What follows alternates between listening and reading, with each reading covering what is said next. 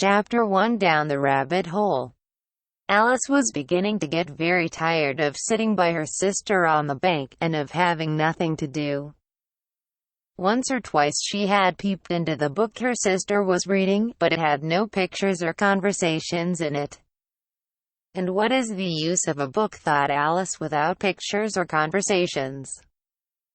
So she was considering in her own mind, as well as she could, for the hot day made her feel very sleepy and stupid, whether the pleasure of making a daisy chain would be worth the trouble of getting up and picking the daisies. When suddenly a white rabbit with pink eyes ran close by her. There was nothing so very remarkable in that, nor did Alice think it so very much out of the way to hear the rabbit say to itself, "Oh dear! Oh dear! I shall be late." When she thought it over afterwards, it occurred to her that she ought to have wondered at this. But at the time it all seemed quite natural. But when the rabbit actually took a watch out of its waistcoat pocket and looked at it, and then hurried on, Alice started to her feet. For it flashed across her mind that she had never before seen a rabbit with either a waistcoat pocket or a watch to take out of it. And burning with curiosity, she ran across the field after it, and fortunately was just in time to see it pop down a large rabbit hole under the hedge. In another moment down went Alice after it, never once considering how in the world she was to get out again. The rabbit hole went straight on like a tunnel for some way, and then dipped suddenly down. So suddenly that Alice had not a moment to think about stopping herself before she found herself falling down a very deep well. Either the well was very deep, or she fell very slowly. For she had plenty of time as she went down to look about her and to wonder what was going to happen next. First, she tried to look down and make out what she was coming to, but it was too dark to see anything. Then she looked at the sides of the well, and noticed that they were filled with cupboards and bookshelves. Here and there she saw maps and pictures hung upon pegs. She took down a jar from one of the shelves as she passed. It was labeled orange marmalade, but to her great disappointment it was empty. She did not like to drop the jar for fear of killing somebody underneath, so managed to put it into one of the cupboards as she fell past it. Well, thought Alice to herself, after such a fall as this, I shall think nothing of tumbling downstairs. How brave they'll all think me at home. Why, I wouldn't say anything about it, even if I fell off the top of the house. Which was very likely true. Down, down, down. Would the fall never come to an end? I wonder how many miles I've fallen by this time, she said aloud. I must be getting somewhere near the center of the earth. Let me see, that would be 4,000 miles down, I think, for, you see, Alice had learned several things of this sort in her lessons in the schoolroom. And though this was not a very good opportunity for showing off her knowledge, as there was no one to listen to her, still it was good practice to say it over. Yes, that's about the right distance. But then I wonder what latitude or longitude I've got to? Alice had no idea what latitude was, or longitude either, but thought they were nice grand words to say. Presently she began again. I wonder if I shall fall right through the earth. How funny it'll seem to come out among the people that walk with their heads downward. The antipathies, I think. She was rather glad there was no one listening this time, as it didn't sound at all the right word. But I shall have to ask them what the name of the country is, you know. Please, ma'am, is this New Zealand or Australia? And she tried to curtsy as she spoke. Fancy curtsying as you're falling through the air. Do you think you could manage it? And what an ignorant little girl she'll think me for asking. No, it'll never do to ask. Perhaps I shall see it written up somewhere. Down, down, down. There was nothing else to do, so Alice soon began talking again. Dinah'll miss me very much tonight, I should think. Dinah was the cat. I hope they'll remember her saucer of milk at tea time. Dinah, my dear, I wish you were down here with me. There are no mice in the air, I'm afraid, but you might catch a bat, and that's very like a mouse, you know. But do cats eat bats, I wonder? And here Alice began to get rather sleepy, and went on saying to herself, in a dreamy sort of way, do cats eat bats? Do cats eat bats? And sometimes do bats eat cats? For, you see, as she couldn't answer either question, it didn't much matter which way she put it. She felt that she was dozing off, and had just begun to dream that she was walking hand in hand with Dinah, and saying to her very earnestly, now, Dinah, tell me the truth, did you ever eat a bat? When suddenly, thump, thump, down she came upon a heap of sticks and dry leaves, and the fall was over. Alice was not a bit hurt, and she jumped up onto her feet in a moment. She looked up, but it was all dark overhead. Before her was another long passage, and the white rabbit was still in sight, hurrying down it. There was not a moment to be lost. Away went Alice like the wind, and was just in time to hear it say, as it turned a corner, oh my ears and whiskers, how late it's getting. She was close behind it when she turned the corner, but the rabbit was no longer to be seen. She found herself in a long, low hall, which was lit up by a row of lamps hanging from the roof.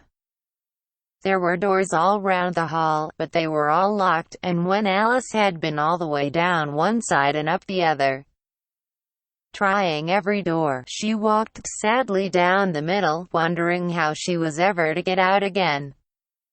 Suddenly she came upon a little three-legged table, all made of solid glass. There was nothing on it except a tiny golden key, and Alice's first thought was that it might belong to one of the doors of the hall, but, alas, either the locks were too large, or the key was too small, but at any rate it would not open any of them.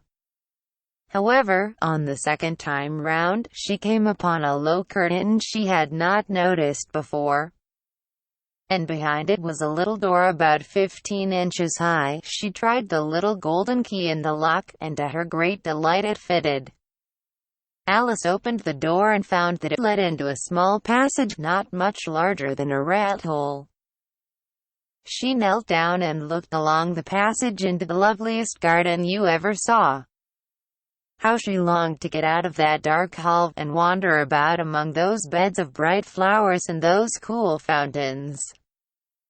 But she could not even get her head through the doorway, and even if my head would go through, thought poor Alice, it would be of very little use without my shoulders. Oh, how I wish I could shut up like a telescope. I think I could, if I only knew how to begin. For, you see, so many out-of-the-way things had happened lately, that Alice had begun to think that very few things indeed were really impossible. There seemed to be no use in waiting by the little door, so she went back to the table, half hoping she might find another key on it, or at any rate a book of rules for shutting people up like telescopes. This time she found a little bottle on it, which certainly was not here before, said Alice, and round the neck of the bottle was a paper label, with the words "Drink Me" beautifully printed on it in large letters. It was all very well to say, "Drink me," but the wise little Alice was not going to do that in a hurry. "No, I'll look first," she said, "and see whether it's marked poison or not." For she had read several nice little histories about children who had got burnt and eaten up by wild beasts and other unpleasant things, all because they would not remember the simple rules their friends had taught them, such as that a red-hot poker will burn you if you hold it too long, and that if you cut your finger very deeply with a knife, it usually bleeds. And she had never forgotten that if you drink much from a bottle marked poison, it is almost certain to disagree with you, sooner or later. However, this bottle was not marked poison, so Alice ventured to taste it, and finding it very nice, it had, in fact, a sort of mixed flavor of cherry tart, custard, pineapple, roast turkey, toffee, and hot buttered toast. She very soon finished it off. "What a curious feeling," said Alice. "I must be shutting up like a telescope." And so it was indeed. She was now only 10 inches high, and her face brightened up at the thought that she was now the right size for going through the little door into that lovely garden. First, however, she waited for a few minutes to see if she was going to shrink any further. She felt a little nervous about this, for it might end, you know, said Alice to herself, in my going out altogether, like a candle. I wonder what I should be like then. And she tried to fancy what the flame of a candle is like after the candle is blown out, for she could not remember ever having seen such a thing. After a while, finding that nothing more happened, she decided on going into the garden at once, but alas for poor Alice. When she got to the door, she found she had forgotten the little golden key, and when she went back to the table for it, she found she could not possibly reach it. She could see it quite plainly through the glass, and she tried her best to climb up one of the legs of the table, but it was too slippery. And when she had tired herself out with trying, the poor little thing sat down and cried. "Come, there's no use in crying like that," said Alice to herself, rather sharply. "I advise you to leave off this minute." She generally gave herself very good advice, though she very seldom followed it. And sometimes she scolded herself so severely as to bring tears into her eyes. And once she remembered trying to box her own ears for having cheated herself in a game of croquet she was playing against herself. For this curious child was very fond of pretending to be two people. But it's no use now, thought poor Alice, to pretend to be two people. Why, there's hardly enough of me left to make one respectable person. Soon her eye fell on a little glass box that was lying under the table. She opened it, and found in it a very small cake, on which the words, "Eat me," were beautifully marked in currants. "Well, I'll eat it," said Alice, "and if it makes me grow larger, I can reach the key, and if it makes me grow smaller, I can creep under the door, so either way I'll get into the garden, and I don't care which happens." She ate a little bit, and said anxiously to herself, "Which way?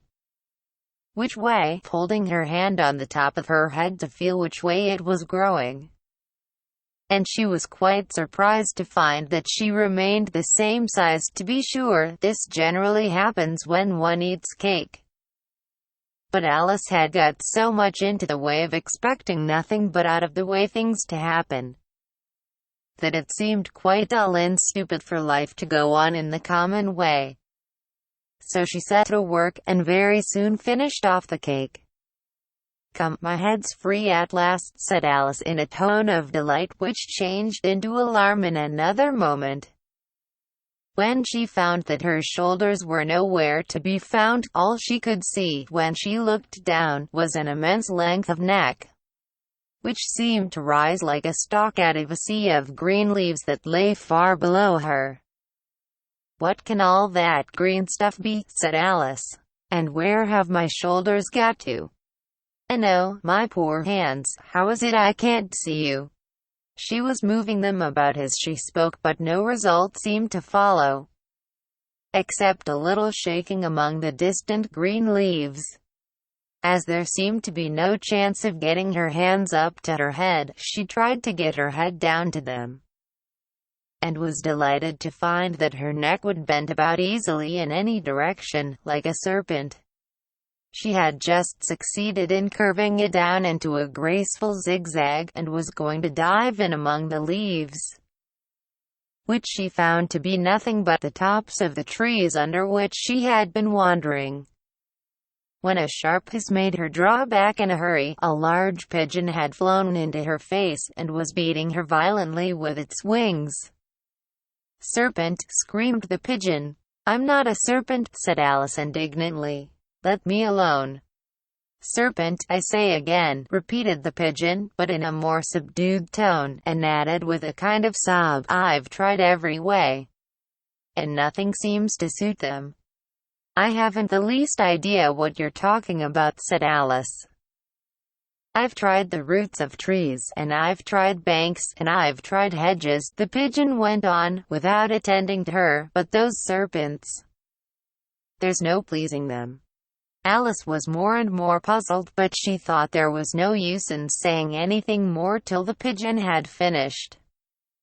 "As if it wasn't trouble enough hatching the eggs," said the pigeon, "but I must be on the lookout for serpents night and day. Why, I haven't had a wink of sleep these 3 weeks."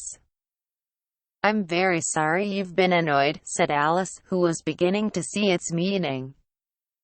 "And just as I'd taken the highest tree in the wood," continued the pigeon, raising its voice to a shriek, "and just as I was thinking I should be free of them at last, they must needs come wriggling down from the sky. Serpent! But I'm not a serpent, I tell you," said Alice. I'm a... "Well, what are you?" said the pigeon. "I can see you're trying to invent something." I'm a little girl," said Alice rather doubtfully, as she remembered the number of changes she had gone through that day. "A likely story indeed," said the pigeon in a tone of the deepest contempt. "I've seen a good many little girls in my time, but never one with such a neck as that. No, no. You're a serpent, and there's no use denying it. I suppose you'll be telling me next that you never tasted an egg." "I have tasted eggs, certainly," said Alice, who was a very truthful child, "but little girls eat eggs quite as much as serpents do, you know." "I don't believe it," said the pigeon, "but if they do, why then they're a kind of serpent, that's all I can say." This was such a new idea to Alice that she was quite silent for a minute or two, which gave the pigeon the opportunity of adding, "You're looking for eggs, I know that well enough, and what does it matter to me whether you're a little girl or a serpent?" "It matters a good deal to me," said Alice hastily, "but I'm not looking for eggs, as it happens, and if I was, I shouldn't want yours. I don't like them raw." "Well, be off then," said the pigeon in a sulky tone, as it settled down again into its nest. Alice crouched down among the trees as well as she could, for her neck kept getting entangled among the branches, and every now and then she had to stop and untwist it. After a while she remembered that she still held the pieces of mushroom in her hands, and she set to work very carefully, nibbling first at one and then at the other, and growing sometimes taller and sometimes shorter, until she had succeeded in bringing herself down to her usual height. It was so long since she had been anything near the right size, that it felt quite strange at first. But she got used to it in a few minutes, and began talking to herself, as usual. "Come, there's half my plan done now. How puzzling all these changes are. I'm never sure what I'm going to be, from one minute to another. However, I've got back to my right size. The next thing is to get into that beautiful garden. How is that to be done? I wonder." As she said this, she came suddenly upon an open place, with a little house in it about 4 feet high. "Whoever lives there," thought Alice, "it'll never do to come upon them this size. Why, I should frighten them out of their wits." So she began nibbling at the right-hand bit again, and did not venture to go near the house till she had brought herself down to 9 inches high.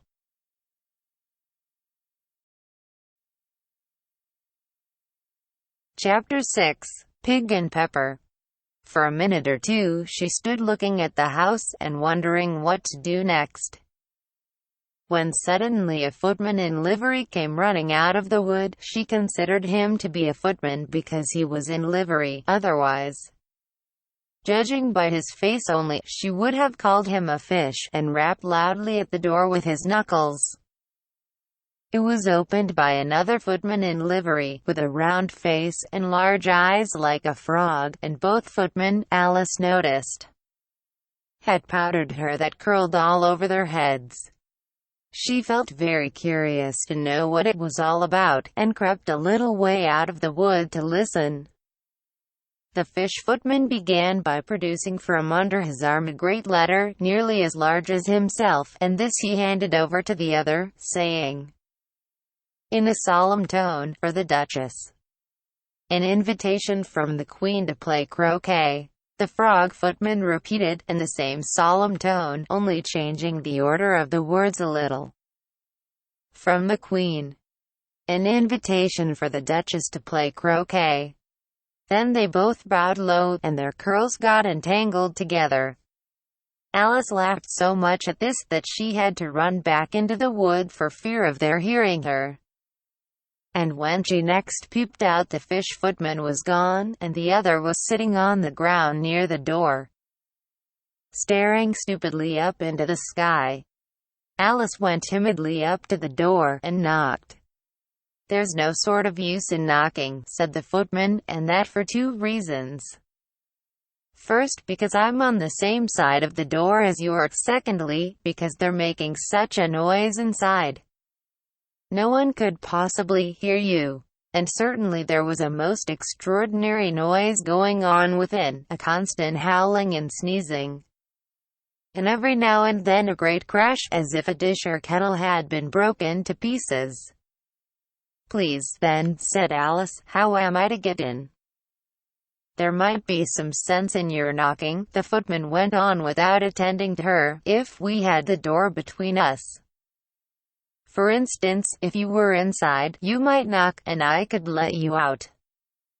You know." He was looking up into the sky all the time he was speaking, and this Alice thought decidedly uncivil. "But perhaps he can't help it," she said to herself, "his eyes are so very nearly at the top of his head. But at any rate he might answer questions. How am I to get in?" she repeated, aloud. "I shall sit here," the footman remarked, "till tomorrow." At this moment the door of the house opened, and a large plate came skimming out straight at the footman's head. It just grazed his nose, and broke to pieces against one of the trees behind him. "Or next day, maybe," the footman continued in the same tone, exactly as if nothing had happened. "How am I to get in?" asked Alice again, in a louder tone. "Are you to get in at all?" said the footman. "That's the first question, you know." It was, no doubt, only Alice did not like to be told so. "It's really dreadful," she muttered to herself, "the way all the creatures argue. It's enough to drive one crazy." The footman seemed to think this a good opportunity for repeating his remark with variations. "I shall sit here," he said, "on and off, for days and days." "But what am I to do?" said Alice. "Anything you like," said the footman, and began whistling. "Oh, there's no use in talking to him," said Alice desperately, "he's perfectly idiotic." And she opened the door and went in. The door led right into a large kitchen, which was full of smoke from one end to the other. The Duchess was sitting on a three-legged stool in the middle, nursing a baby. The cook was leaning over the fire, stirring a large cauldron which seemed to be full of soup. "There's certainly too much pepper in that soup," Alice said to herself, as well as she could for sneezing. There was certainly too much of it in the air. Even the Duchess sneezed occasionally, and as for the baby, it was sneezing and howling alternately without a moment's pause. The only things in the kitchen that did not sneeze were the cook, and a large cat which was sitting on the hearth and grinning from ear to ear. "Please would you tell me," said Alice, a little timidly, for she was not quite sure whether it was good manners for her to speak first, "Why, your cat grins like that." "It's a Cheshire Cat," said the Duchess, "and that's why." "Pig." She said the last word with such sudden violence that Alice quite jumped, but she saw in another moment that it was addressed to the baby, and not to her, so she took courage, and went on again. "I didn't know that Cheshire Cats always grinned. In fact, I didn't know that cats could grin." "They all can," said the Duchess, "and most of 'em do." "I don't know of any that do," Alice said very politely, feeling quite pleased to have got into a conversation. "You don't know much," said the Duchess, "and that's a fact." Alice did not at all like the tone of this remark, and thought it would be as well to introduce some other subject of conversation. While she was trying to fix on one, the cook took the cauldron of soup off the fire, and at once set to work throwing everything within her reach at the Duchess and the baby. The fire irons came first. Then followed a shower of saucepans, plates, and dishes. The Duchess took no notice of them even when they hit her, and the baby was howling so much already that it was quite impossible to say whether the blows hurt it or not. "Oh, please mind what you're doing," cried Alice, jumping up and down in an agony of terror. "Oh, there goes his precious nose," as an unusually large saucepan flew close by it, and very nearly carried it off. "If everybody minded their own business," the Duchess said in a hoarse growl, "the world would go round a deal faster than it does." "Which would not be an advantage," said Alice, who felt very glad to get an opportunity of showing off a little of her knowledge. "Just think of what work it would make with the day and night. You see, the Earth takes 24 hours to turn round on its axis." "Talking of axes," said the Duchess, "chop off her head." Alice glanced rather anxiously at the cook to see if she meant to take the hint, but the cook was busily stirring the soup, and seemed not to be listening, so she went on again. 24 hours, I think, or is it 12? "Oh, don't bother me," said the Duchess, "I never could abide figures." And with it she began nursing her child again, singing a sort of lullaby to it as she did so, and giving it a violent shake at the end of every line. "Speak roughly to your little boy, and beat him when he sneezes. He only does it to annoy, because he knows it teases." Chorus, in which the cook and the baby joined, "Wow, wow, wow." While the Duchess sang the second verse of the song, she kept tossing the baby violently up and down, and the poor little thing howled so that Alice could hardly hear the words. "I speak severely to my boy. I beat him when he sneezes, for he can thoroughly enjoy the pepper when he pleases." Chorus, wow, wow, wow.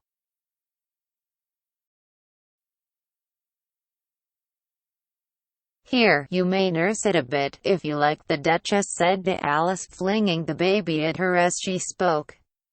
"I must go and get ready to play croquet with the Queen," and she hurried out of the room. The cook threw a frying pan after her as she went out, but it just missed her. Alice caught the baby with some difficulty, as it was a queer-shaped little creature, and held out its arms and legs in all directions. "Just like a starfish," thought Alice. The poor little thing was snorting like a steam engine when she caught it, and kept doubling itself up and straightening itself out again, so that altogether, for the first minute or two, it was as much as she could do to hold it. As soon as she had made out the proper way of nursing it, which was to twist it up into a sort of knot, and then keep tight hold of its right ear and left foot, so as to prevent its undoing itself, she carried it out into the open air. "If I don't take this child away with me," thought Alice, "they're sure to kill it in a day or two. Wouldn't it be murder to leave it behind?" She said the last words out loud, and the little thing grunted in reply. It had left off sneezing by this time. "Don't grunt," said Alice, "that's not at all a proper way of expressing yourself. The baby grunted again, and Alice looked very anxiously into its face to see what was the matter with it. There could be no doubt that it had a very turn-up nose, much more like a snout than a real nose. Also, its eyes were getting extremely small for a baby. Altogether, Alice did not like the look of the thing at all. But perhaps it was only sobbing, she thought, and looked into its eyes again, to see if there were any tears. No, there were no tears. "If you're going to turn into a pig, my dear," said Alice, seriously, "I'll have nothing more to do with you. Mind now." The poor little thing sobbed again, or grunted, it was impossible to say which, and they went on for some while in silence. Alice was just beginning to think to herself, "Now, what am I to do with this creature when I get it home?" when it grunted again, so violently, that she looked down into its face in some alarm. This time there could be no mistake about it, it was neither more nor less than a pig. And she felt that it would be quite absurd for her to carry it further. So she sat the little creature down, and felt quite relieved to see it trot away quietly into the wood. If it had grown up, she said to herself, it would have made a dreadfully ugly child, but it makes rather a handsome pig, I think. And she began thinking over other children she knew, who might do very well as pigs, and was just saying to herself, if one only knew the right way to change them. When she was a little startled by seeing the Cheshire Cat sitting on a bough of a tree a few yards off. The cat only grinned when it saw Alice. It looked good-natured, she thought, still it had very long claws and a great many teeth. So she felt that it ought to be treated with respect. "Cheshire Puss," she began, rather timidly, as she did not at all know whether it would like the name. However, it only grinned a little wider. "Come, it's pleased so far," thought Alice, and she went on. "Would you tell me, please, which way I ought to go from here?" "That depends a good deal on where you want to get to," said the cat. "I don't much care where," said Alice. "Then it doesn't matter which way you go," said the cat. "So long as I get somewhere," Alice added as an explanation. "Oh, you're sure to do that," said the cat, "if you only walk long enough." Alice felt that this could not be denied, so she tried another question. "What sort of people live about here?" "In that direction," the cat said, waving its right paw round, "lives a hatter, and in that direction, waving the other paw, lives a March hare. Visit either you like, they're both mad." "But I don't want to go among mad people," Alice remarked. "Oh, you can't help that," said the cat, "we're all mad here." "I'm mad." "You're mad." "How do you know I'm mad?" said Alice. "You must be," said the cat, "or you wouldn't have come here." Alice didn't think that proved it at all. However, she went on, "And how do you know that you're mad?" "To begin with," said the cat, "a dog's not mad." "You grant that?" "I suppose so," said Alice. "Well, then," the cat went on, "you see, a dog growls when it's angry, and wags its tail when it's pleased. Now I growl when I'm pleased, and wag my tail when I'm angry. Therefore I'm mad." "I call it purring, not growling," said Alice. "Call it what you like," said the cat. "Do you play croquet with the Queen today?" "I should like it very much," said Alice, "but I haven't been invited yet." "You'll see me there," said the cat, and vanished. Alice was not much surprised at this, she was getting so used to queer things happening. While she was looking at the place where it had been, it suddenly appeared again.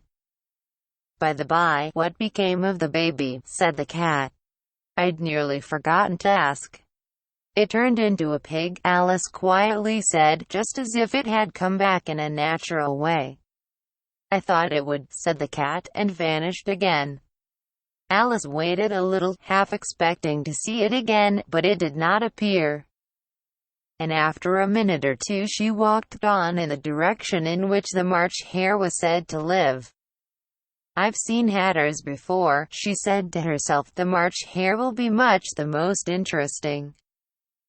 And perhaps as this is May it won't be raving mad, at least not so mad as it was in March."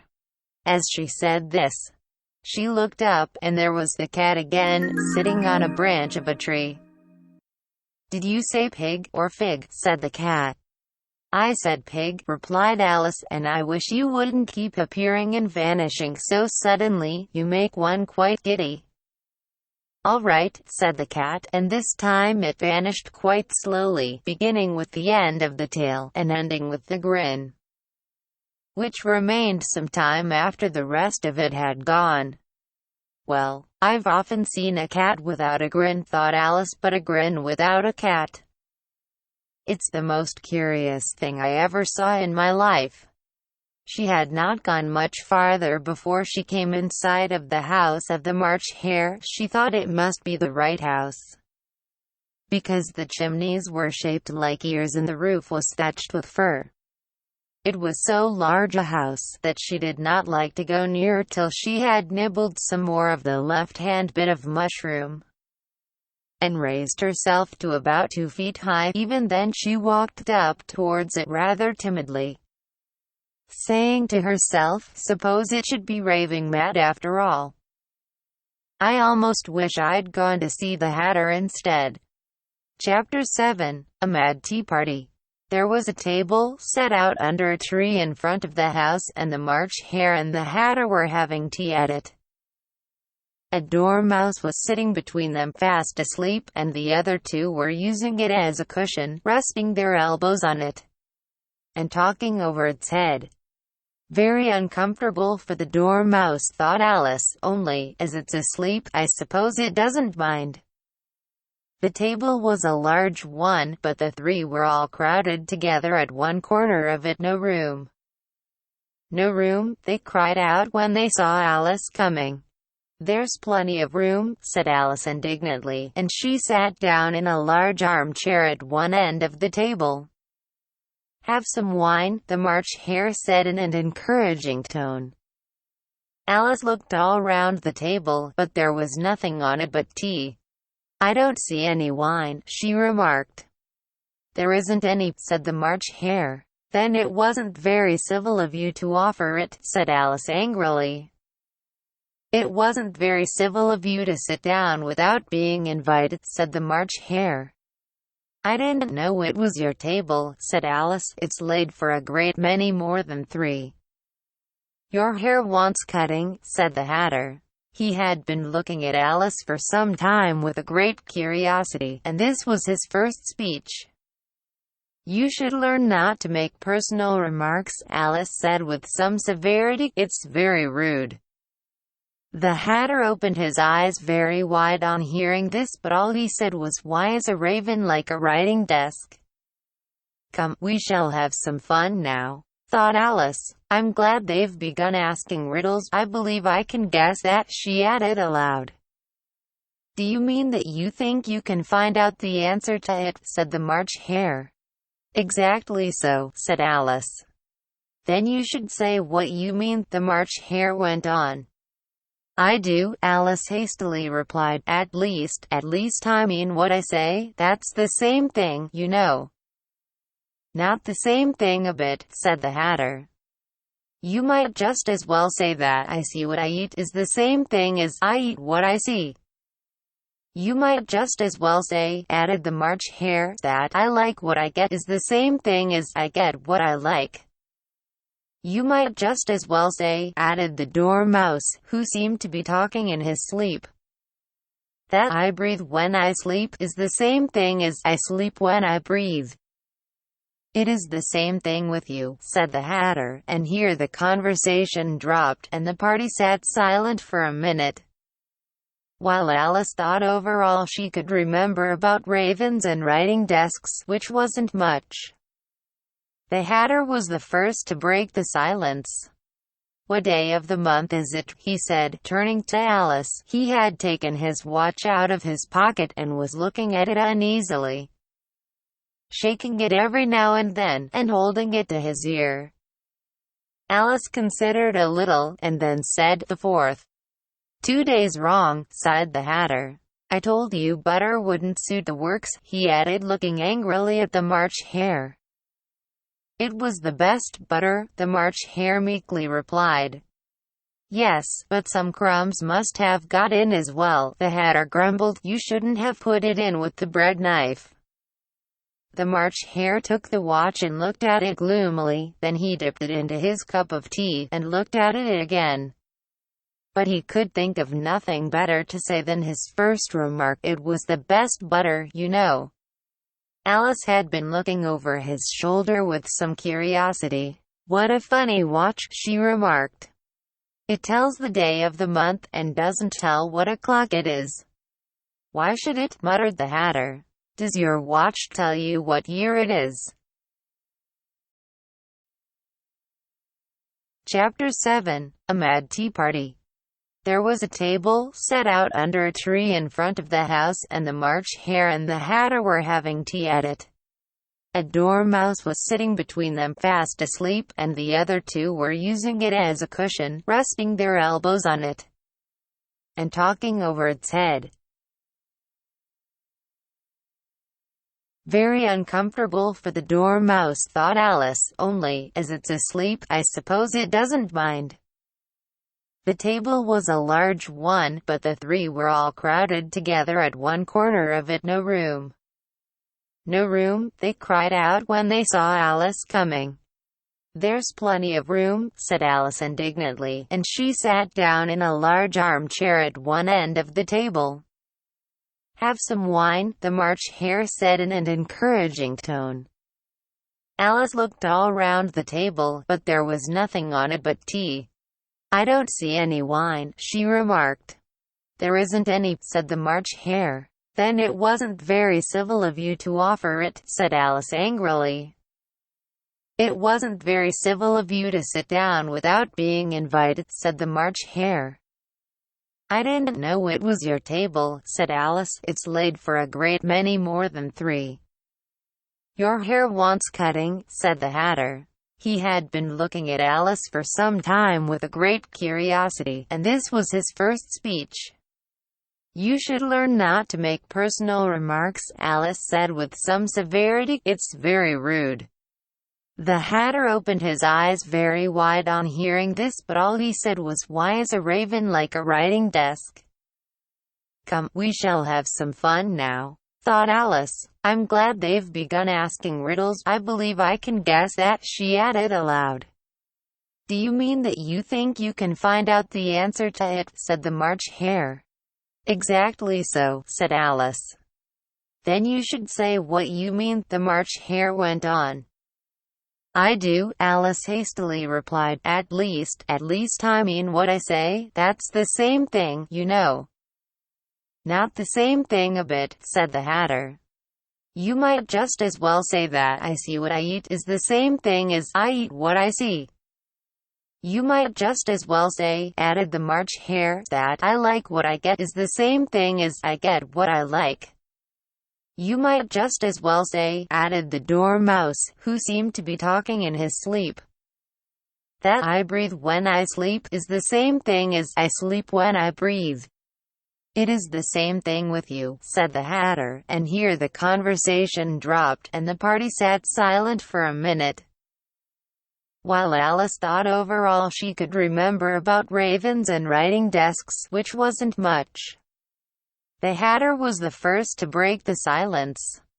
What day of the month is it? He said, turning to Alice. He had taken his watch out of his pocket and was looking at it uneasily, shaking it every now and then, and holding it to his ear. Alice considered a little, and then said, the 4th. 2 days wrong, sighed the Hatter. I told you butter wouldn't suit the works, he added, looking angrily at the March Hare. It was the best butter, the March Hare meekly replied.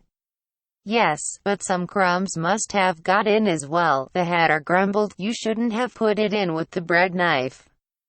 The March Hare took the watch and looked at it gloomily, then he dipped it into his cup of tea, and looked at it again. But he could think of nothing better to say than his first remark. It was the best butter, you know. Alice had been looking over his shoulder with some curiosity. "What a funny watch," she remarked. "It tells the day of the month, and doesn't tell what o'clock it is." "Why should it?" muttered the Hatter. "Does your watch tell you what year it is?" "Of course not," Alice replied very readily, "but that's because it stays the same year for such a long time together." "Which is just the case with mine," said the Hatter. Alice felt dreadfully puzzled. The Hatter's remark seemed to have no sort of meaning in it, and yet it was certainly English. "I don't quite understand you," she said, as politely as she could. "The Dormouse is asleep again," said the Hatter, and he poured a little hot tea upon its nose. The Dormouse shook its head impatiently, and said, without opening its eyes, of course, just what I was going to remark myself." "Have you guessed the riddle yet?" the Hatter said, turning to Alice again. "No, I give it up," Alice replied. "What's the answer?" "I haven't the slightest idea," said the Hatter. "Nor I," said the March Hare. Alice sighed wearily. "I think you might do something better with the time," she said, "than waste it in asking riddles that have no answers." "If you knew time as well as I do," said the Hatter, "you wouldn't talk about wasting it. It's him." "I don't know what you mean," said Alice. "Of course you don't," the Hatter said, tossing his head contemptuously. "I dare say you never even spoke to time." "Perhaps not," Alice cautiously replied, "but I know I have to beat time when I learn music." "Ah, that accounts for it," said the Hatter. "He won't stand beating. Now, if you only kept on good terms with him, he'd do almost anything you liked with the clock. For instance, suppose it were 9 o'clock in the morning, just time to begin lessons, you'd only have to whisper a hint to time, and round goes the clock in a twinkling. 1:30, time for dinner." "I only wish it was," the March Hare said to itself in a whisper. "That would be grand, certainly," said Alice thoughtfully, "but then, I shouldn't be hungry for it, you know." "Not at first, perhaps," said the Hatter, "but you could keep it to 1:30 as long as you liked." "Is that the way you manage?" Alice asked. The Hatter shook his head mournfully. "Not I," he replied. "We quarreled last March, just before he went mad, you know," pointing with his teaspoon at the March Hare. "It was at the great concert given by the Queen of Hearts, and I had to sing 'Twinkle, twinkle, little bat, how I wonder what you're at.' You know the song, perhaps?" "I've heard something like it," said Alice. "It goes on, you know," the Hatter continued, "in this way, up above the world you fly, like a tea tray in the sky. Twinkle, twinkle." Here the Dormouse shook itself, and began singing in its sleep, "Twinkle, twinkle, twinkle, twinkle," and went on so long that they had to pinch it to make it stop. "Well, I'd hardly finished the first verse," said the Hatter, when the Queen jumped up and bawled out, "He's murdering the time. Off with his head." "How dreadfully savage!" exclaimed Alice. "And ever since that," the Hatter went on in a mournful tone, "he won't do a thing I ask. It's always 6 o'clock now." A bright idea came into Alice's head. "Is that the reason so many tea things are put out here?" she asked. "Yes, that's it," said the Hatter with a sigh. "It's always tea time, and we've no time to wash the things between whiles." "Then you keep moving round, I suppose," said Alice. "Exactly so," said the Hatter, "as the things get used up." "But what happens when you come to the beginning again?" Alice ventured to ask. "Suppose we change the subject," the March Hare interrupted, yawning. "I'm getting tired of this. I vote the young lady tells us a story." "I'm afraid I don't know one," said Alice, rather alarmed at the proposal. "Then the Dormouse shall," they both cried. "Wake up, Dormouse," and they pinched it on both sides at once. The Dormouse slowly opened his eyes. "I wasn't asleep," he said in a hoarse, feeble voice. "I heard every word you fellows were saying." "Tell us a story," said the March Hare. "Yes, please do," pleaded Alice. "And be quick about it," added the Hatter, "or you'll be asleep again before it's done." Once upon a time there were 3 little sisters. The Dormouse began in a great hurry, and their names were Elsie, Lacey, and Tilly. And they lived at the bottom of a well. "What did they live on?" said Alice, who always took a great interest in questions of eating and drinking. "They lived on treacle," said the Dormouse, after thinking a minute or two. "They couldn't have done that, you know," Alice gently remarked. "They'd have been ill." "So they were," said the Dormouse, "very ill." Alice tried to fancy to herself what such an extraordinary ways of living would be like, but it puzzled her too much, so she went on. "But why did they live at the bottom of a well?" "Take some more tea," the March Hare said to Alice, very earnestly. "I've had nothing yet," Alice replied in an offended tone, "so I can't take more." "You mean you can't take less," said the Hatter. "It's very easy to take more than nothing." "Nobody asked your opinion," said Alice. "Who's making personal remarks now?" the Hatter asked triumphantly. Alice did not quite know what to say to this, so she helped herself to some tea and bread and butter, and then turned to the Dormouse and repeated her question. "Why did they live at the bottom of a well?" The Dormouse again took a minute or two to think about it, and then said, "It was a treacle well." "There's no such thing." Alice was beginning very angrily, but the Hatter and the March Hare went, "Shush! Shush," and the Dormouse sulkily remarked, "If you can't be civil, you'd better finish the story for yourself." "No, please go on," Alice said very humbly. "I won't interrupt again. I dare say there may be one." "One, indeed," said the Dormouse indignantly. However, he consented to go on. "And so these 3 little sisters, they were learning to draw, you know." "What did they draw?" said Alice, quite forgetting her promise. "Treacle," said the Dormouse, without considering at all this time. "I want a clean cup," interrupted the Hatter. "Let's all move one place on." He moved on as he spoke, and the Dormouse followed him. The March Hare moved into the Dormouse's place, and Alice rather unwillingly took the place of the March Hare. The Hatter was the only one who got any advantage from the change, and Alice was a good deal worse off than before, as the March Hare had just upset the milk jug into his plate. Alice did not wish to offend the Dormouse again, so she began very cautiously, "But I don't understand. Where did they draw the treacle from?" "You can draw water out of a water well," said the Hatter, "so I should think you could draw treacle out of a treacle well, stupid." "But they were in the well," Alice said to the Dormouse, not choosing to notice this last remark. "Of course they were," said the Dormouse. "Well, in." This answer so confused poor Alice that she let the Dormouse go on for some time without interrupting it. "They were learning to draw," the Dormouse went on, yawning and rubbing its eyes, for it was getting very sleepy, "and they drew all manner of things. Everything that begins with an M." "Why with an M?" said Alice. "Why not?" said the March Hare. Alice was silent.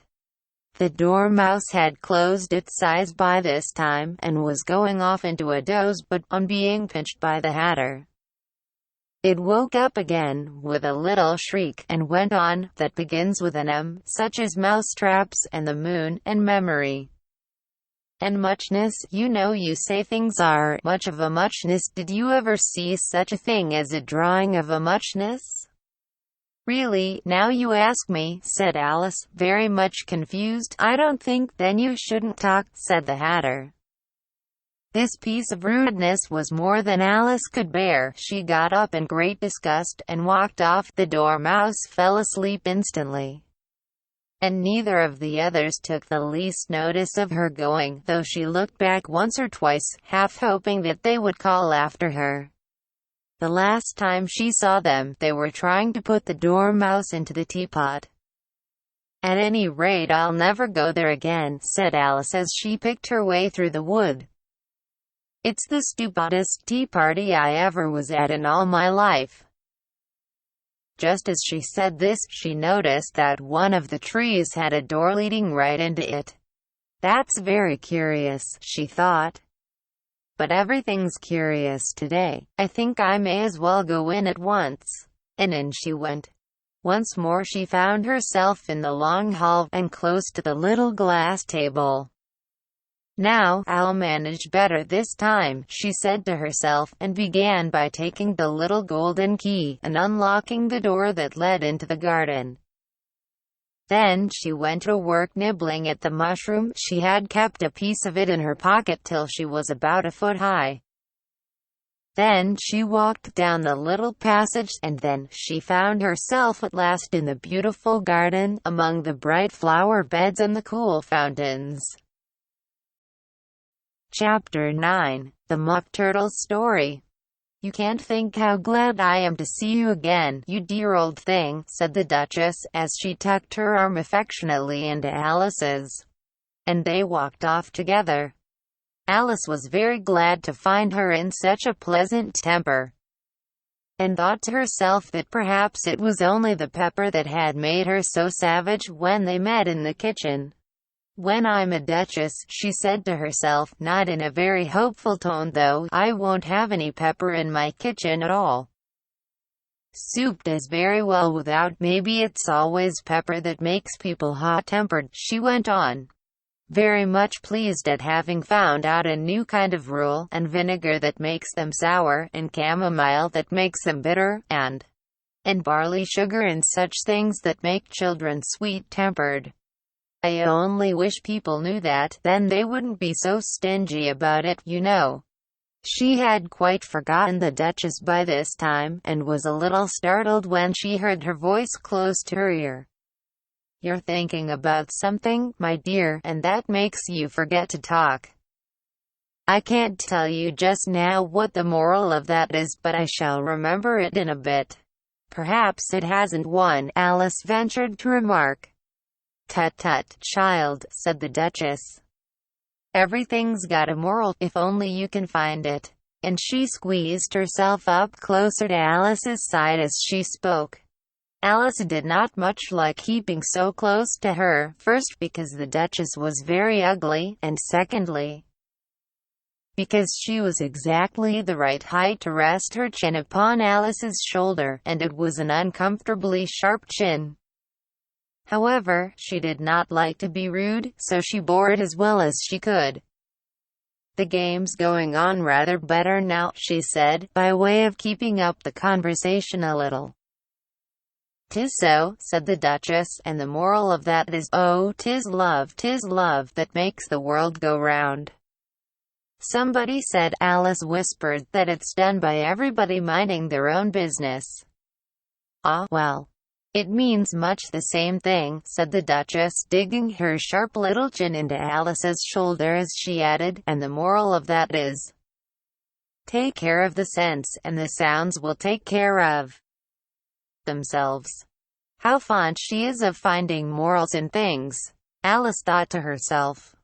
"I dare say you're wondering why I don't put my arm round your waist," the Duchess said after a pause. "The reason is that I'm doubtful about the temper of your flamingo. Shall I try the experiment?" "He might bite," Alice cautiously replied, not feeling at all anxious to have the experiment tried. "Very true," said the Duchess, "flamingos and mustard both bite. And the moral of that is, birds of a feather flock together." "Only mustard isn't a bird," Alice remarked. "Right, as usual," said the Duchess. "What a clear way you have of putting things." "It's a mineral, I think," said Alice. "Of course it is," said the Duchess, who seemed ready to agree to everything that Alice said. "There's a large mustard mine near here, And the moral of that is, the more there is of mine, the less there is of yours. "Oh, I know," exclaimed Alice, who had not attended to this last remark. "It's a vegetable. It doesn't look like one, but it is." "I quite agree with you," said the Duchess, "and the moral of that is, be what you would seem to be.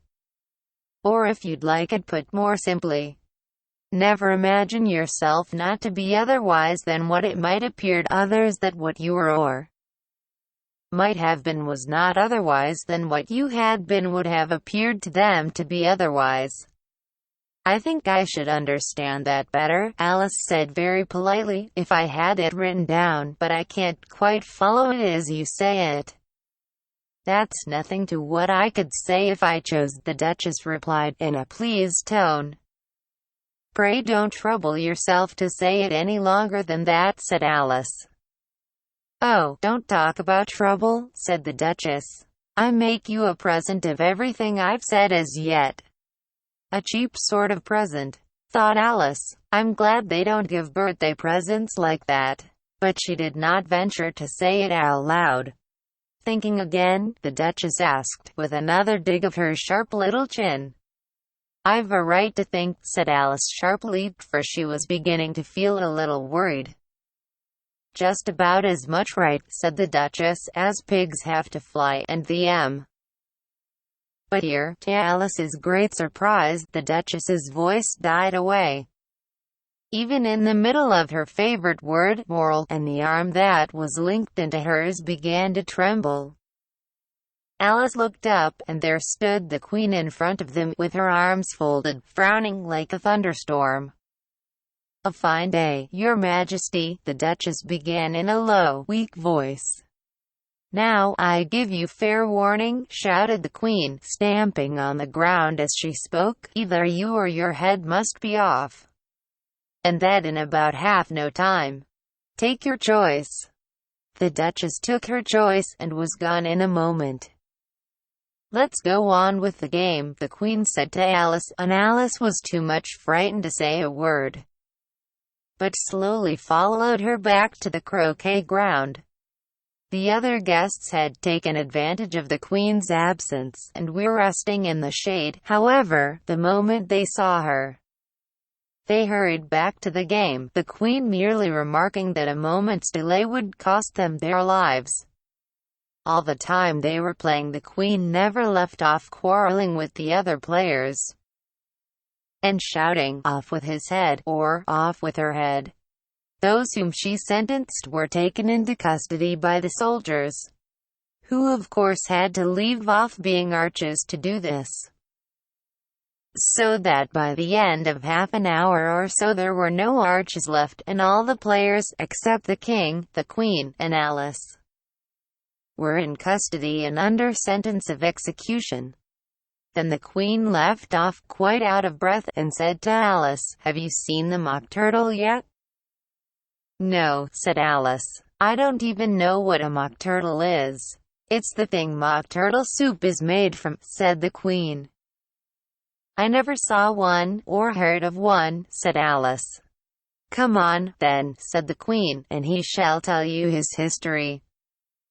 As they walked off together, Alice heard the King say in a low voice to the company generally, "You are all pardoned. Come." "That's a good thing," she said to herself, for she had felt quite unhappy at the number of executions the Queen had ordered.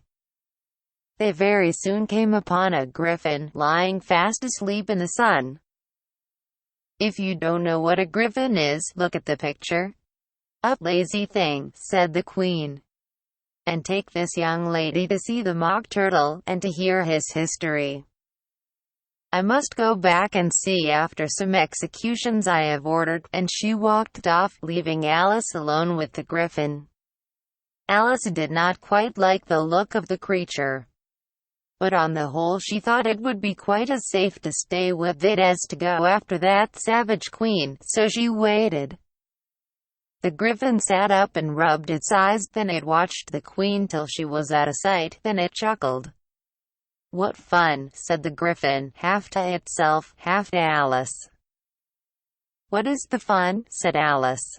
"Why," said the Gryphon, It's all her fancy, that they never executes nobody, you know. Come on. Everybody says come on. Here, thought Alice, as she went slowly after it, I never was so ordered about in all my life, never. They had not gone far before they saw the Mock Turtle in the distance, sitting sad and lonely on a little ledge of rock, and as they came nearer, Alice could hear him sighing as if his heart would break. She pitied him deeply. What is his sorrow? She asked the Gryphon, and the Gryphon answered, very nearly in the same words as before, it's all his fancy, that he hasn't got no sorrow, you know. Come on. So they went up to the Mock Turtle, who looked at them with large eyes full of tears, but said nothing. This here young lady, said the Gryphon, she wants for to know your history, she do. I'll tell it her, said the Mock Turtle in a deep, hollow tone. Sit down, both of you, and don't speak a word till I've finished. So they sat down, and nobody spoke for some minutes. Alice thought to herself, I don't see how he can ever finish, if he doesn't begin. But she waited patiently. Once, said the Mock Turtle at last, with a deep sigh, I was a real turtle. These words were followed by a very long silence, broken only by an occasional exclamation of "HJCKRRH" from the Gryphon, and the constant heavy sobbing of the Mock Turtle. Alice was very nearly getting up and saying, "Thank you, sir, for your interesting story," but she could not help thinking there must be more to come. So she sat still and said, "Nothing. When we were little," the Mock Turtle went on at last, more calmly, though still sobbing a little now and then, "we went to school in the sea. The master was an old turtle. We used to call him Tortoise." "Why did you call him Tortoise, if he wasn't one?" Alice asked. "We called him Tortoise because he taught us," said the Mock Turtle angrily. "Really, you are very dull. You ought to be ashamed of yourself for asking such a simple question," added the Gryphon, and then they both sat silent and looked at poor Alice, who felt ready to sink into the earth. At last the Gryphon said to the Mock Turtle, "Drive on, old fellow. Don't be all day about it," and he went on in these words.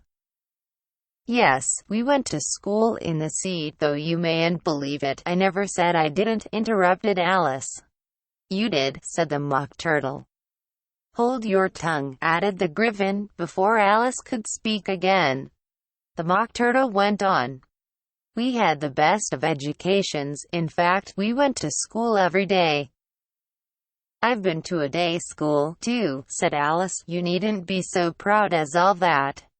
"With extras?" asked the Mock Turtle a little anxiously. "Yes," said Alice, "we learned French and music." "And washing?" said the Mock Turtle. "Certainly not," said Alice indignantly. "Ah, then yours wasn't a really good school," said the Mock Turtle in a tone of great relief. Now at ours they had at the end of the bill, French music, and washing, extra. "You couldn't have wanted it much," said Alice, living at the bottom of the sea. "I couldn't afford to learn it," said the Mock Turtle with a sigh. "I'd only took the regular course." "What was that?" inquired Alice. "Reeling and writing, of course, to begin with," the Mock Turtle replied, "and then the different branches of arithmetic, ambition, distraction, uglification, and derision." "I never heard of uglification," Alice ventured to say. "What is it?" The Gryphon lifted up both its paws in surprise. "What, never heard of uglifying?" it exclaimed. "You know what to beautify is, I suppose?" "Yes," said Alice doubtfully, "it means to make anything prettier." "Well, then," the Gryphon went on, "if you don't know what to uglify is, you are a simpleton." Alice did not feel encouraged to ask any more questions about it, so she turned to the Mock Turtle, and said, "What else had you to learn?" "Well, there was mystery," the Mock Turtle replied, counting off the subjects on his flappers. "Mystery, ancient and modern, with seaography," then drawling, The drawing master was an old conger eel that used to come once a week. He taught us drawing, stretching, and fainting in coils. What was that like? Said Alice. Well, I can't show it you myself, the Mock Turtle said. I'm too stiff. And the Gryphon never learned it. Hadn't time, said the Gryphon. I went to the classics master, though. He was an old crab, he was. I never went to him, the Mock Turtle said with a sigh. He taught laughing and grief, they used to say. So he did, said the Gryphon, sighing in his turn, and both creatures hid their faces in their paws. And how many hours a day did you do lessons? Said Alice, in a hurry to change the subject. 10 hours the first day, said the Mock Turtle, 9 the next, and so on. What a curious plan, exclaimed Alice. That's the reason they're called lessons, the Gryphon remarked, because they lessen from day to day. This was quite a new idea to Alice, and she thought it over a little before she made her next remark. Then the 11th day must have been a holiday.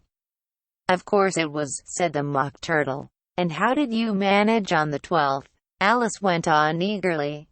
That's enough about lessons, the Gryphon interrupted in a very decided tone. Tell her something about the games now.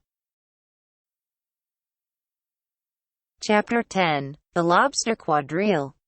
The Mock Turtle sighed deeply, and drew the back of one flapper across his eyes. He looked at Alice, and tried to speak, but for a minute or two sobs choked his voice. Same as if he had a bone in his throat, said the Gryphon, and it set to work shaking him and punching him in the back. At last the Mock Turtle recovered his voice, and with tears running down his cheeks, he went on again. You may not have lived much under the sea. I haven't, said Alice, and perhaps you were never even introduced to a lobster. Alice began to say, I once tasted, but checked herself hastily, and said, no, never. So you can have no idea what a delightful thing a lobster quadrille is. No, indeed, said Alice. What sort of a dance is it? Why, said the Gryphon, you first form into a line along the seashore. 2 lines, cried the Mock Turtle. Seals, turtles, salmon, and so on. Then, when you've cleared all the jellyfish out of the way. That generally takes some time, interrupted the Gryphon. You advance twice, each with a lobster as a partner, cried the Gryphon. Of course, the Mock Turtle said, advance twice, set to partners, change lobsters, and retire in same order, continued the Gryphon. Then, you know, the Mock Turtle went on, you throw the lobsters, shouted the Gryphon, with a bound into the air. As far out to sea as you can, swim after them, screamed the Gryphon. Turn a somersault in the sea, cried the Mock Turtle, capering wildly about. Change lobsters again, yelled the Gryphon at the top of its voice. Back to land again, and that's all the first figure, said the Mock Turtle, suddenly dropping his voice, and the 2 creatures, who had been jumping about like mad things all this time, sat down again very sadly and quietly, and looked at Alice. It must be a very pretty dance, said Alice timidly. Would you like to see a little of it, said the Mock Turtle. Very much indeed, said Alice. Come, let's try the first figure, said the Mock Turtle to the Gryphon. We can do without lobsters, you know. Which shall sing? Oh, you sing, said the Gryphon. I've forgotten the words. So they began solemnly dancing round and round Alice, every now and then treading on her toes when they passed too close, and waving their forepaws to mark the time, while the Mock Turtle sang this, very slowly and sadly. Will you walk a little faster, said a whiting to a snail. There's a porpoise close behind us, and he's treading on my tail. See how eagerly the lobsters and the turtles all advance. They are waiting on the shingle. Will you come and join the dance? Will you, won't you, will you, won't you, will you join the dance? Will you, won't you, will you, won't you join the dance? You can really have no notion how delightful it will be when they take us up and throw us, with the lobsters, out to sea." But the snail replied, too far, and gave a look askance. Said he thanked the whiting kindly, but he would not join the dance. Would not, could not join the dance. Would not, could not join the dance. "What matters it how far we go?" his scaly friend replied. "There is another shore, you know, upon the other side. The further off from England the nearer is to France. Then turn not pale, beloved snail, but come and join the dance. Will you, won't you, will you, won't you join the dance? Will you, won't you, won't you join the dance?" "Thank you, it's a very interesting dance to watch," said Alice, feeling very glad that it was over at last. "And I do so like that curious song about the whiting." "Oh, as to the whiting," said the Mock Turtle, "you've seen them, of course?" "Yes," said Alice, "I've often seen them at Din." She checked herself hastily. "I don't know where Din may be," said the Mock Turtle, "but if you've seen them so often, of course you know what they're like." "I believe so," Alice replied thoughtfully. "They have their tails in their mouths, and they're all over crumbs." "You're wrong about the crumbs," said the Mock Turtle. "Crumbs would all wash off in the sea. But they have their tails in their mouths, and the reason is—" Here the Mock Turtle yawned and shut his eyes. "Tell her about the reason and all that," he said to the Gryphon. "The reason is," said the Gryphon, "that they would go with the lobsters to the dance. So they got thrown out to sea. So they had to fall a long way. So they got their tails fast in their mouths. So they couldn't get them out again. That's all." "Thank you," said Alice. "It's very interesting. I never knew so much about a whiting before." "I can tell you more than that, if you like," said the Gryphon. "Do you know why it's called a whiting?" "I never thought about it," said Alice. "Why, it does the boots and shoes," the Gryphon replied very solemnly. Alice was thoroughly puzzled. "Is the boots and shoes?" she repeated in a wondering tone. "Why, what are your shoes done with?" said the Gryphon. "I mean, what makes them so shiny?" Alice looked down at them and considered a little before she gave her answer. "They're done with black ink, I believe." "Boots and shoes under the sea," the Gryphon went on in a deep voice, "are done with a whiting. Now you know." "And what are they made of?" Alice asked in a tone of great curiosity. "Soles and eels, of course," the Gryphon replied rather impatiently. "Any shrimp could have told you that." "If I'd been the whiting," said Alice, whose thoughts were still running on the song, "I'd have said to the porpoise, 'Keep back, please. We don't want you with us.'" They were obliged to have him with them, the Mock Turtle said. "No wise fish would go anywhere without a porpoise." "Wouldn't it really?" said Alice in a tone of great surprise. "Of course not," said the Mock Turtle. "Why, if a fish came to me, and told me he was going a journey, I should say, 'With what purpose?'" "Don't you mean purpose?" said Alice. "I mean what I say," the Mock Turtle replied in an offended tone. And the Gryphon added, "Come, let's hear some of your adventures." "I could tell you my adventures beginning from this morning," said Alice a little timidly, "but it's no use going back to yesterday, because I was a different person then." "Explain all that," said the Mock Turtle. "No, the adventures first," said the Gryphon in an impatient tone. "Explanations take such a dreadful time." So Alice began telling them her adventures from the time when she first saw the White Rabbit.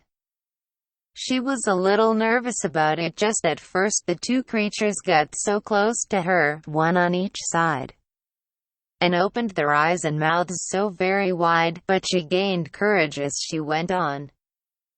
Her listeners were perfectly quiet till she got to the part about her repeating, "You are old, Father William," to the caterpillar. and the words all coming different, and then the Mock Turtle drew a long breath and said, "That's very curious." "It's all about as curious as it can be," said the Gryphon. "It all came different," the Mock Turtle repeated thoughtfully. "I should like to hear her try and repeat something now. Tell her to begin." He looked at the Gryphon as if he thought it had some kind of authority over Alice. "Stand up and repeat." "'Tis the voice of the sluggard," said the Gryphon. "How the creatures order one about and make one repeat lessons," thought Alice. "I might as well be at school at once." However, she got up and began to repeat it, but her head was so full of the lobster quadrille that she hardly knew what she was saying, and the words came very queer indeed. "'Tis the voice of the lobster," I heard him declare. "You have baked me too brown, I must sugar my hair, as a duck with its eyelids." So he with his nose trims his belt and his buttons, and turns out his toes. Later editions continued as follows: "When the sands are all dry, he is gay as a lark, and will talk in contemptuous tones of the shark, but when the tide rises and sharks are around, his voice has a timid and tremulous sound." "That's different from what I used to say when I was a child," said the Gryphon. "Well, I never heard it before," said the Mock Turtle, "but it sounds uncommon nonsense." Alice said nothing. She had sat down with her face in her hands, wondering if anything would ever happen in a natural way again. "I should like to have it explained," said the Mock Turtle. "She can't explain it," said the Gryphon hastily. "Go on with the next verse." "But about his toes," the Mock Turtle persisted. "How could he turn them out with his nose, you know? It's the first position in dancing," Alice said, but was dreadfully puzzled by the whole thing, and longed to change the subject. "Go on with the next verse," the Gryphon repeated impatiently. "It begins, 'I passed by his garden.'" Alice did not dare to disobey, though she felt sure it would all come wrong, and she went on in a trembling voice. "I passed by his garden, and marked with one eye how the owl and the panther were sharing a pie." Later editions continued as follows: "The panther took pie crust, and gravy, and meat, while the owl had the dish as its share of the treat. When the pie was all finished, the owl, as a boon, was kindly permitted to pocket the spoon, while the panther received knife and fork with a growl, and concluded the banquet." "What is the use of repeating all that stuff?" the Mock Turtle interrupted, "if you don't explain it as you go on. It's by far the most confusing thing I ever heard." "Yes, I think you'd better leave off," said the Gryphon, and Alice was only too glad to do so. "Shall we try another figure of the lobster quadrille?" the Gryphon went on. "Or would you like the Mock Turtle to sing you a song?" "Oh, a song, please, if the Mock Turtle would be so kind," Alice replied, so eagerly that the Gryphon said, in a rather offended tone, "No accounting for tastes. Sing her turtle soup, will you, old fellow?"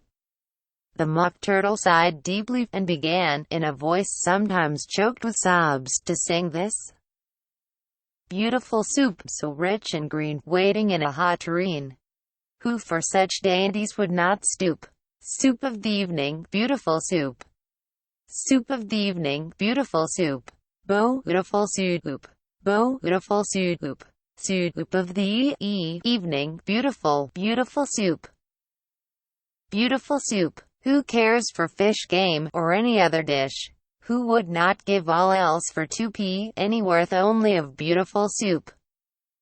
Pennyworth only of beautiful soup. Beautiful soup.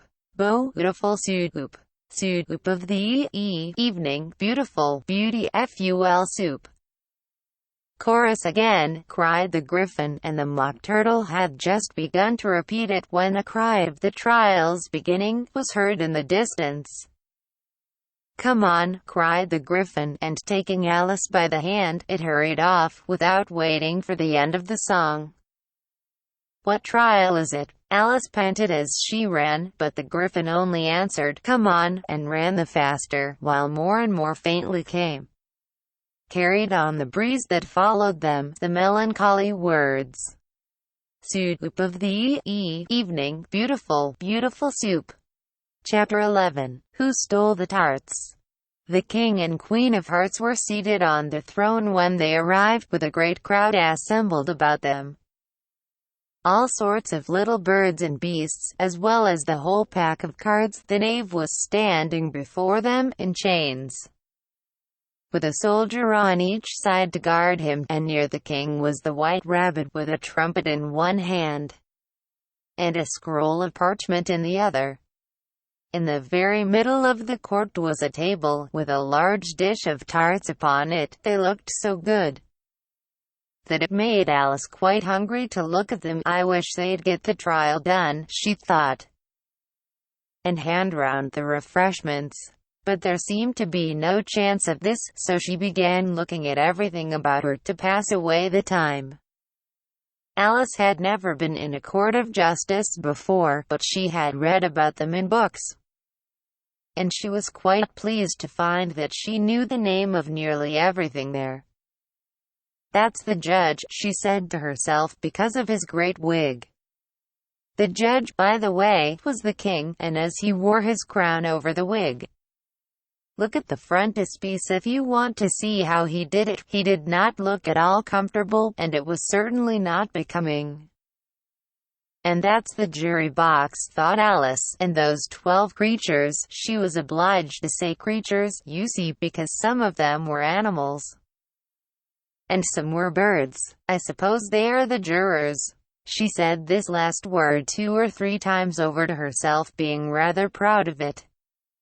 For she thought, and rightly too, that very few little girls of her age knew the meaning of it at all. However, jurymen would have done just as well. The 12 jurors were all writing very busily on slates. "What are they doing?" Alice whispered to the Gryphon. "They can't have anything to put down yet before the trial's begun." "They're putting down their names," the Gryphon whispered in reply, for fear they should forget them before the end of the trial. "Stupid things," Alice began in a loud, indignant voice, but she stopped hastily, for the white rabbit cried out.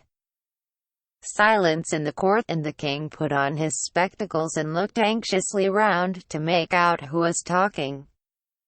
Alice could see, as well as if she were looking over their shoulders, that all the jurors were writing down "stupid things" on their slates. And she could even make out that one of them didn't know how to spell "stupid," and that he had to ask his neighbor to tell him. "A nice muddle their slates'll be in before the trial's over," thought Alice. One of the jurors had a pencil that squeaked. This, of course, Alice could not stand, and she went round the court and got behind him, and very soon found an opportunity of taking it away. She did it so quickly that the poor little juror, it was Bill, the lizard, could not make out at all what had become of it, so, after hunting all about for it, he was obliged to write with one finger for the rest of the day, and this was of very little use, as it left no mark on the slate. "Herald, read the accusation," said the king. On this, the white rabbit blew 3 blasts on the trumpet, and then unrolled the parchment scroll, and read as follows. "The Queen of Hearts, she made some tarts, all on a summer day. The Knave of Hearts, he stole those tarts, and took them quite away. Consider your verdict," the king said to the jury. "Not yet, not yet," the rabbit hastily interrupted. "There's a great deal to come before that." "Call the first witness," said the king, and the white rabbit blew 3 blasts on the trumpet, and called out, "First witness." The first witness was the Hatter. He came in with a teacup in one hand and a piece of bread and butter in the other. "I beg pardon, your majesty," he began, "for bringing these in, but I hadn't quite finished my tea when I was sent for." "You ought to have finished," said the king. "When did you begin?" The Hatter looked at the March Hare, who had followed him into the court, arm in arm with the Dormouse. 14th of March, I think it was, he said. 15th, said the March Hare. 16th, added the Dormouse. Write that down, the king said to the jury, and the jury eagerly wrote down all 3 dates on their slates, and then added them up, and reduced the answer to shillings and pence. Take off your hat, the king said to the Hatter. It isn't mine, said the Hatter. Stolen, the king exclaimed, turning to the jury, who instantly made a memorandum of the fact. I keep them to sell, the Hatter added as an explanation. I've none of my own. I'm a Hatter. Here the queen put on her spectacles, and began staring at the Hatter, who turned pale and fidgeted. Give your evidence, said the king, and don't be nervous, or I'll have you executed on the spot. This did not seem to encourage the witness at all. He kept shifting from one foot to the other, looking uneasily at the queen. And in his confusion, he bit a large piece out of his teacup instead of the bread and butter. Just at this moment Alice felt a very curious sensation, which puzzled her a good deal until she made out what it was. She was beginning to grow larger again, and she thought at first she would get up and leave the court. But on second thoughts she decided to remain where she was as long as there was room for her. I wish you wouldn't squeeze so, said the Dormouse, who was sitting next to her. I can hardly breathe. I can't help it, said Alice very meekly. I'm growing.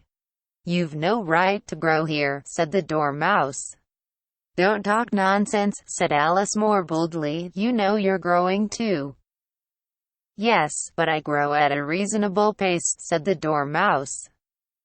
Not in that ridiculous fashion. And he got up very sulkily and crossed over to the other side of the court.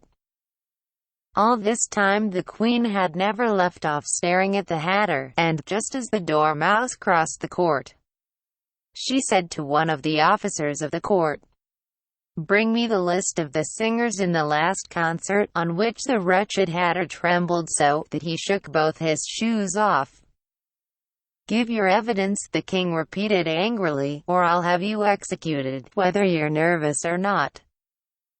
I'm a poor man, your majesty, the Hatter began, in a trembling voice, and I hadn't begun my tea, not above a week or so. And what with the bread and butter getting so thin, and the twinkling of the tea, the twinkling of the what? Said the king. It began with the tea, the Hatter replied. Of course twinkling begins with a T, said the king sharply. Do you take me for a dunce? Go on. I'm a poor man, the Hatter went on, and most things twinkled after that, only the March Hare said. I didn't, the March Hare interrupted in a great hurry. You did, said the Hatter. I deny it, said the March Hare. He denies it, said the king. Leave out that part.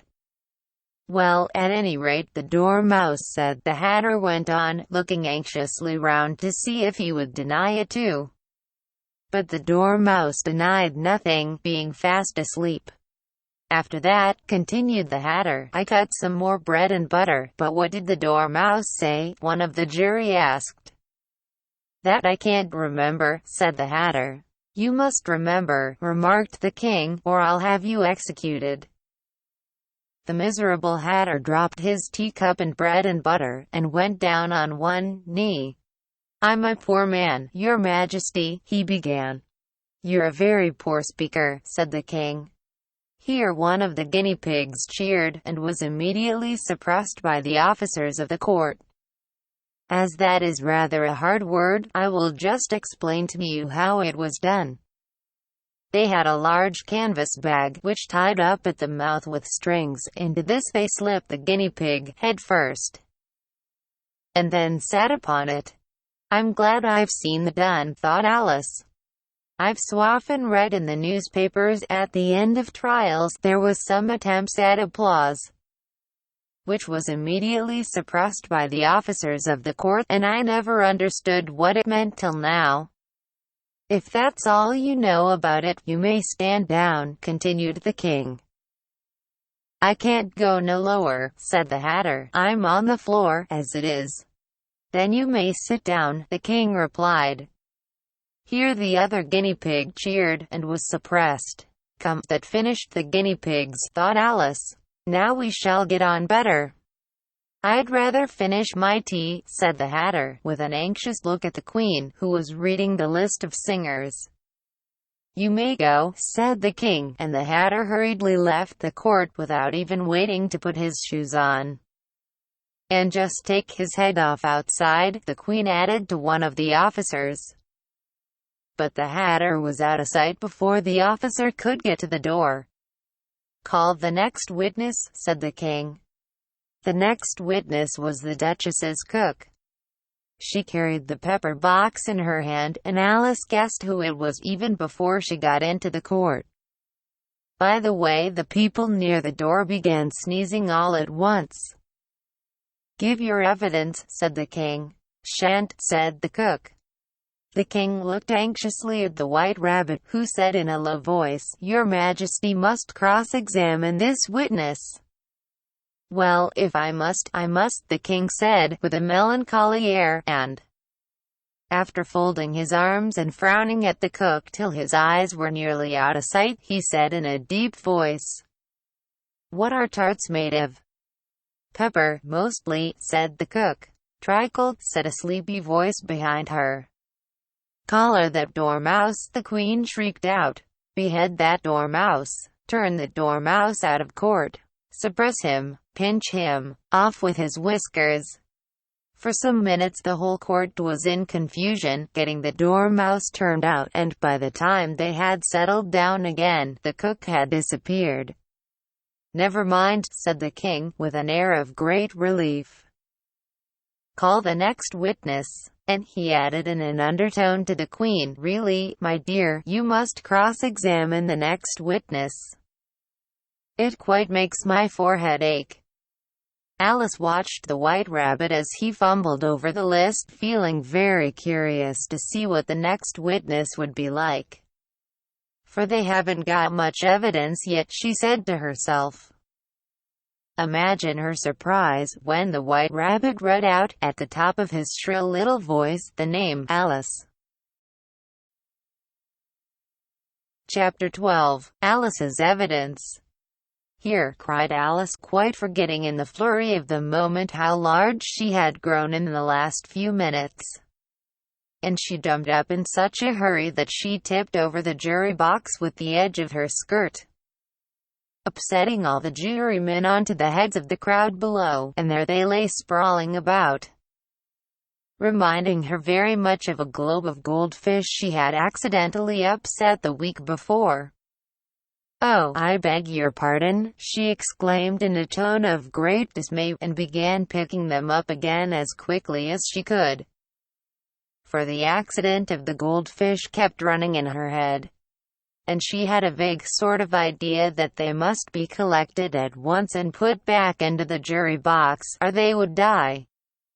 "The trial cannot proceed," said the king in a very grave voice, "until all the jurymen are back in their proper places." "All," he repeated with a great emphasis, looking hard at Alice as he said so. Alice looked at the jury box, and saw that, in her haste, she had put the lizard in head downwards, and the poor little thing was waving its tail about in a melancholy way, being quite unable to move. She soon got it out again, and put it right. "Not that it signifies much," she said to herself. "I should think it would be quite as much use in the trial one way up as the other." As soon as the jury had a little recovered from the shock of being upset, and their slates and pencils had been found and handed back to them, they set to work very diligently to write out a history of the accident. All except the lizard, who seemed too much overcome to do anything but sit with its mouth open, gazing up into the roof of the court. "What do you know about this business?" the king said to Alice. "Nothing," said Alice. "Nothing whatever," persisted the king. "Nothing whatever," said Alice.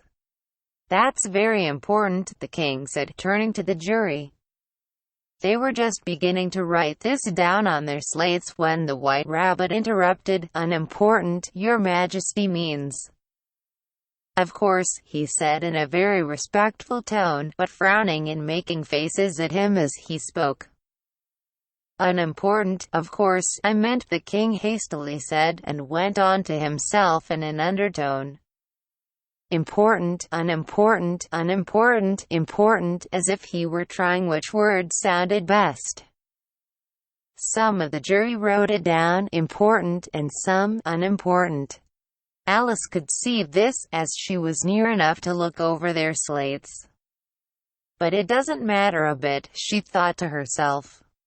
At this moment the king, who had been for some time busily writing in his notebook, cackled out silence and read out from his book. Rule 42. All persons more than a mile high to leave the court. Everybody looked at Alice. "I'm not a mile high," said Alice. "You are," said the king. "Nearly 2 miles high," added the queen. "Well, I shan't go, at any rate," said Alice. "Besides, that's not a regular rule. You invented it just now." "It's the oldest rule in the book," said the king. "Then it ought to be number 1, said Alice. The king turned pale, and shut his notebook hastily. "Consider your verdict," he said to the jury, in a low, trembling voice. "There's more evidence to come yet, please your majesty," said the White Rabbit, jumping up in a great hurry. "This paper has just been picked up." "What's in it?" said the queen. "I haven't opened it yet," said the White Rabbit, "but it seems to be a letter, written by the prisoner to somebody." "It must have been that," said the king, "unless it was written to nobody, which isn't usual, you know." "Who is it directed to?" said one of the jurymen. "It isn't directed at all," said the White Rabbit. "In fact, there's nothing written on the outside." He unfolded the paper as he spoke, and added, "It isn't a letter, after all, it's a set of verses." "Are they in the prisoner's handwriting?" asked another of the jurymen. "No, they're not," said the White Rabbit, "and that's the queerest thing about it." The jury all looked puzzled. "He must have imitated somebody else's hand," said the king. The jury all brightened up again. "Please your majesty," said the knave, "I didn't write it, and they can't prove I did. There's no name signed at the end." "If you didn't sign it," said the king, "that only makes the matter worse. You must have meant some mischief, or else you'd have signed your name like an honest man." There was a general clapping of hands at this. It was the first really clever thing the king had said that day. "That proves his guilt," said the queen. "It proves nothing of the sort," said Alice. "Why, you don't even know what they're about." "Read them," said the king. The White Rabbit put on his spectacles. "Where shall I begin, please your majesty?" he asked. "Begin at the beginning," the king said gravely, "and go on till you come to the end, then stop." These were the verses the White Rabbit read. "They told me you had been to her, and mentioned me to him. She gave me a good character, but said I could not swim. He sent them word I had not gone. We know it to be true. If she should push the matter on, what would become of you? I gave her 1, they gave him 2, you gave us 3 or more. They all returned from him to you, though they were mine before. If I or she should chance to be involved in this affair, he trusts to you to set them free, exactly as we were. My notion was that you had been, before she had this fit, an obstacle that came between him and ourselves and it. Don't let him know she liked them best, for this must ever be a secret kept from all the rest, between yourself and me. That's the most important piece of evidence we've heard yet," said the king, rubbing his hands. "So now let the jury. If any one of them can explain it," said Alice. She had grown so large in the last few minutes that she wasn't a bit afraid of interrupting him. "I'll give him 6 pence. I don't believe there's an atom of meaning in it. The jury all wrote down on their slates. She doesn't believe there's an atom of meaning in it, but none of them attempted to explain the paper. If there's no meaning in it, said the king, that saves a world of trouble, you know, as we needn't try to find any. And yet I don't know, he went on, spreading out the verses on his knee, and looking at them with one eye. I seem to see some meaning in them after all. Said I could not swim. You can't swim, can you? He added, turning to the knave. The knave shook his head sadly. Do I look like it? He said, which he certainly did not, being made entirely of cardboard. All right, so far, said the king, and he went on muttering over the verses to himself, we know it to be true. That's the jury. Of course, I gave her 1, they gave him 2, why, that must be what he did with the tarts. You know. But, it goes on, they all returned from him to you, said Alice. Why, there they are, said the king triumphantly, pointing to the tarts on the table. Nothing can be clearer than that. Then again, before she had this fit, you never had fits, my dear, I think, he said to the queen. Never, said the queen furiously, throwing an inkstand at the lizard as she spoke. The unfortunate little Bill had left off writing on his slate with one finger, as he found it made no mark, but he now hastily began again, using the ink that was trickling down his face, as long as it lasted. Then the words don't fit you, said the king, looking round the court with a smile. There was a dead silence. It's a pun, the king added in an offended tone, and everybody laughed. Let the jury consider their verdict, the king said, for about the 20th time that day.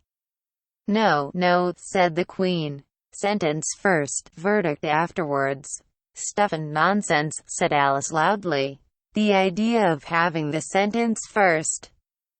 Hold your tongue, said the queen, turning purple. I won't, said Alice. Off with her head, the queen shouted at the top of her voice. Nobody moved.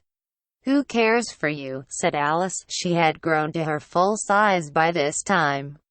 You're nothing but a pack of cards. At this the whole pack rose up into the air, and came flying down upon her. She gave a little scream, half of fright and half of anger, and tried to beat them off, and found herself lying on the bank, with her head in the lap of her sister, who was gently brushing away some dead leaves that had fluttered down from the trees upon her face. Wake up, Alice dear, said her sister. Why, what a long sleep you've had. Oh, I've had such a curious dream, said Alice, and she told her sister, as well as she could remember them, all these strange adventures of hers that you have just been reading about. And when she had finished, her sister kissed her, and said, it was a curious dream, dear, certainly, but now run into your tea, it's getting late.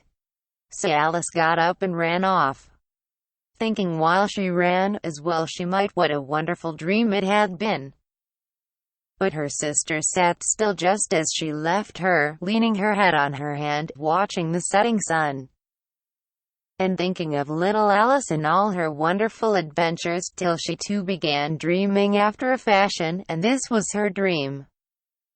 First, she dreamed of little Alice herself, and once again the tiny hands were clasped upon her knee, and the bright eager eyes were looking up into hers. She could hear the very tones of her voice, and see that queer little toss of her head to keep back the wandering hair that would always get into her eyes. And still as she listened, or seemed to listen, the whole place around her became alive with the strange creatures of her little sister's dream. The long grass rustled at her feet as the white rabbit hurried by. The frightened mouse splashed his way through the neighboring pool. She could hear the rattle of the teacups as the March Hare and his friends shared their never-ending meal, and the shrill voice of the queen ordering off her unfortunate guests to execution. Once more the pig baby was sneezing on the Duchess's knee. while plates and dishes crashed around it once more. The shriek of the griffin, the squeaking of Lizard's slate pencil, and the choking of the suppressed guinea pigs filled the air, mixed up with the distant sobs of the miserable mock turtle. So she sat on, with closed eyes, and half believed herself in Wonderland, though she knew she had but to open them again, and all would change to dull reality. The grass would be only rustling in the wind, and the pool rippling to the waving of the reeds. The rattling teacups would change to tinkling sheep bells, and the queen's shrill cries to the voice of the shepherd boy, and the sneeze of the baby. The shriek of the griffin, and all the other queer noises would change, she knew, to the confused clamor of the busy farmyard, while the lowing of the cattle in the distance would take the place of the mock turtle's heavy sobs. Lastly, she pictured to herself how this same little sister of hers would, in the after-time, be herself a grown woman, and how she would keep, through all her riper years, the simple and loving heart of her childhood, and how she would gather about her other little children, and make their eyes bright and eager with many a strange tale, perhaps even with the dream of Wonderland of long ago, and how she would feel with all their simple sorrows, and find a pleasure in all their simple joys, remembering her own child life, and the happy summer days.